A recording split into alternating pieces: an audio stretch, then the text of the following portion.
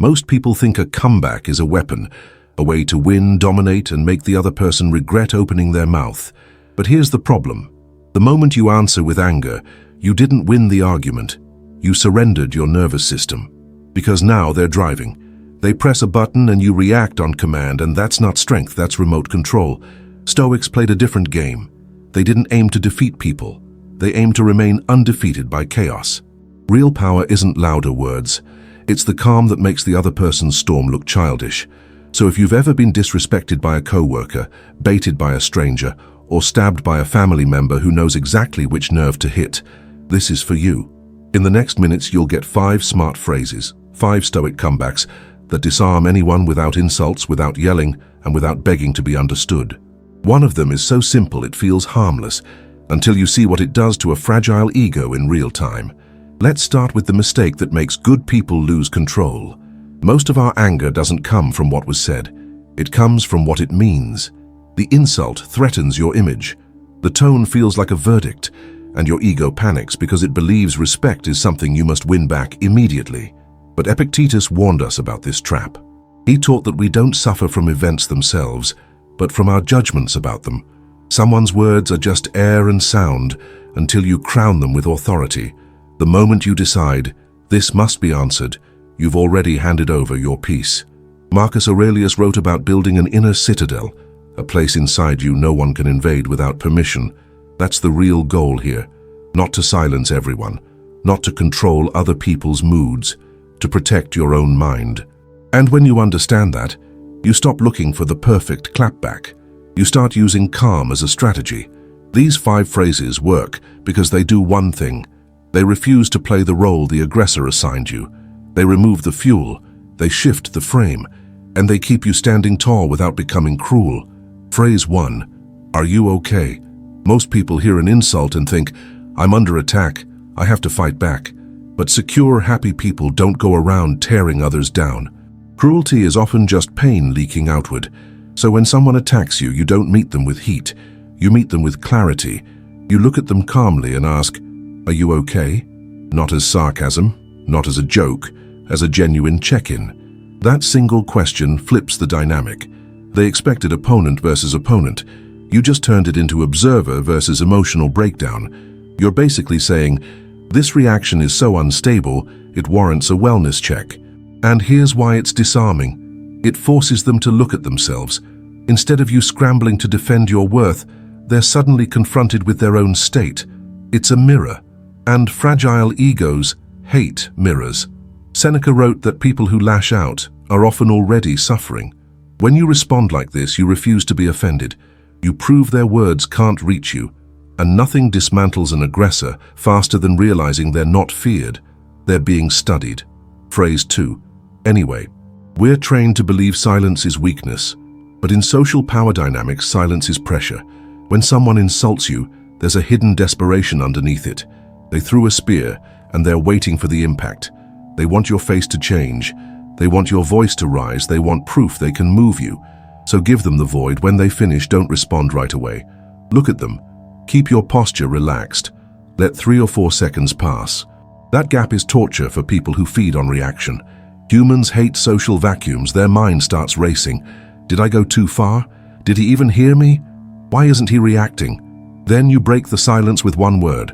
Anyway, and you return to what you were doing. The silence says, I'm processing your behavior. The anyway says, and it didn't matter. You treat their outburst like a passing car alarm. Loud, annoying, irrelevant. Here's the key. You don't rush to defend yourself because you don't need your value confirmed in real time. The wise are comfortable in the void, and when you step over the insult and move on, you leave them alone with their anger. And that is a lonely place to be. Phrase 3. You're allowed to think that. Arguments drain you because they're often a hunt for validation. You want the other person to agree so you can feel safe. But that's a trap, because you can't control other people's opinions. This is the core of Stoicism, the dichotomy of control. You control your choices, your character, your response. You do not control someone else's judgment. So when someone labels you, misreads you, or insists they're right about you, you say, you're allowed to think that. That sentence is radical acceptance. It's the verbal equivalent of dropping the rope in tug of war. They're pulling hard, ready to drag you into a fight, and suddenly, there's no tension to grab. You're not conceding. You're elevating. You're saying your opinion is not a fact, it's not a verdict.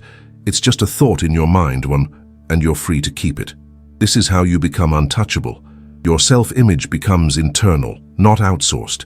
You stop begging the world to sign off on your identity. If you want more of this kind of calm power every day, subscribe.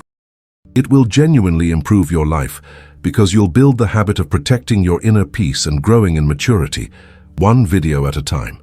Phrase 4. Did you mean to be that rude, or did it come out wrong? Stoicism isn't being passive, it's being precise. Sometimes you do need to confront disrespect, but you do it without becoming the monster you're dealing with. This phrase is a surgical strike against bad behavior. When someone is rude, they're often on autopilot, stressed, insecure, impulsive. They're emoting, not thinking. So you calmly ask, did you mean to be that rude, or did it come out wrong? Notice the structure. You give them two choices. Option A, they admit they intended to be cruel. Most people won't do that publicly because it makes them look small.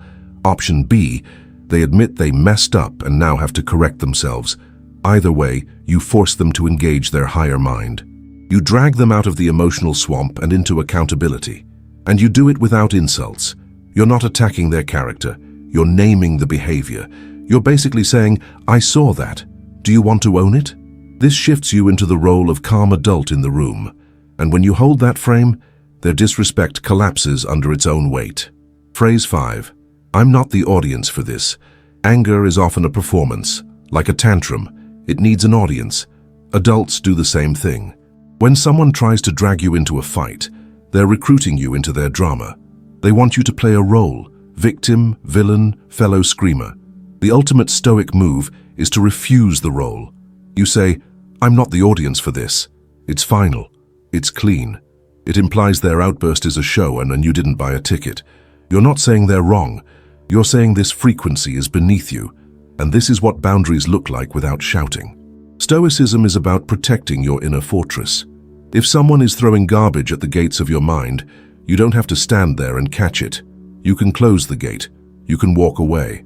Not as a victim running from conflict, as a person who prioritizes peace over chaos, as someone who refuses to waste life on noise. Using these phrases isn't about being savage.